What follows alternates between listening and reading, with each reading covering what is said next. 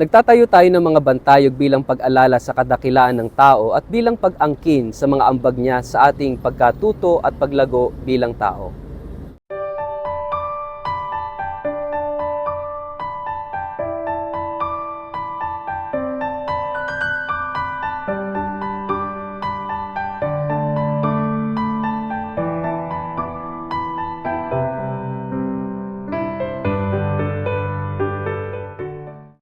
Ang mabuting balita ng Panginoon ayon kay San Lucas.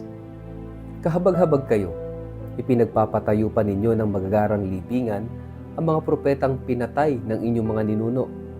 Sa gayon, kayo na rin ang nagpapatunay na sang-ayon kayo sa ginawa ng inyong mga ninuno. Sapagkat sila ang pumatay sa mga propeta at kayo naman ang nagtatayo ng libingan ng mga ito.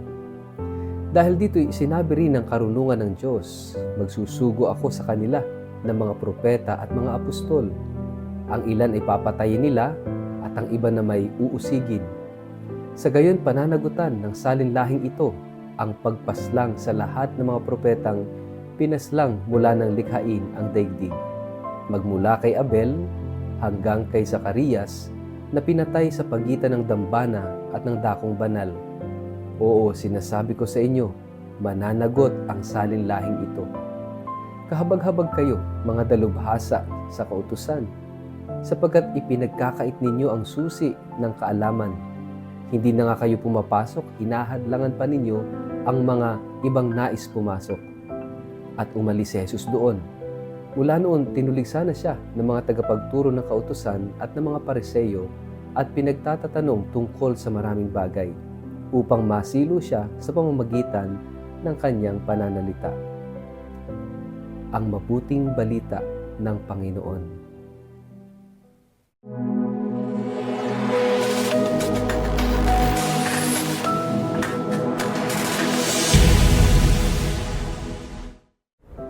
Mapagpalang araw po sa inyong lahat. Kumusta po kayo? Ang ating pong word of the day ay monuments. Bago po tayo magpalalim sa atin pong refleksyon ngayong araw na ito, kayo po'y muli kong inaanyayahan na huwag kakalimutan na mag-like, mag-follow at subscribe sa ating page na Word of the Day at Father Richard Lagos. Ganon din po, pakishare ang ating video ito sa inyong kapamilya, kamag-anak, kaibigan, mga kakilala sa social media para po sama-sama tayo sa pagiging media evangelizers at online missionaries na nagpapalaganap ng salita ng Diyos, lalo na ng kanyang mensahe ng pag-ibig at pag-asa. Mga kapatid, mahalaga yung mga monuments. We build monuments to remind us. Kaya nagtatayo ng monumento para paalalahanan tayo ng mga kontribusyon ng mga taong nag-alay ng kanilang buhay o mga pangyayari sa buhay natin na nagturo o nagdulot sa atin ng mahalagang aral sa kasaysayan man yan, sa siyensya, o kaya naman ay sa larangan ng pananampalataya. Nakikita niyo po sa aking likod ang Basilica ng St. John Lateran. At dito maraming mga monuments, maraming statues, maraming mga larawan ng mga santo, ng mga santo papa, no, na nag-contribute ng napakalaki sa ating buhay pananampalataya.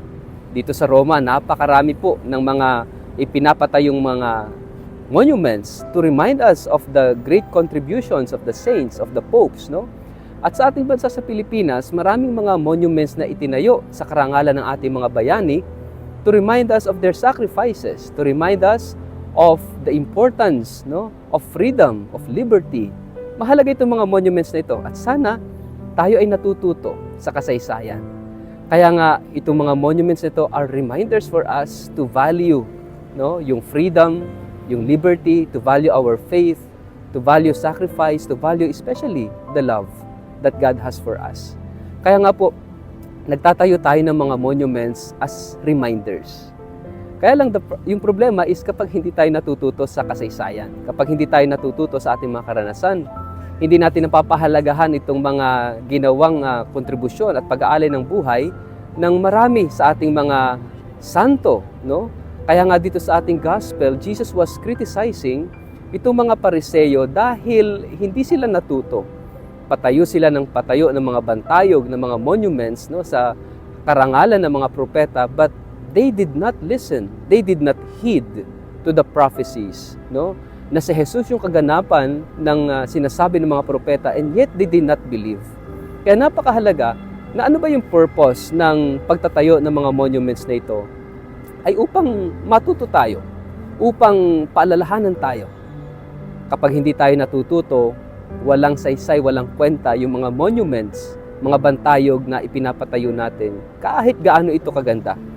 Dito sa Roma, para bang yung mga monuments naging pasyalan na lang.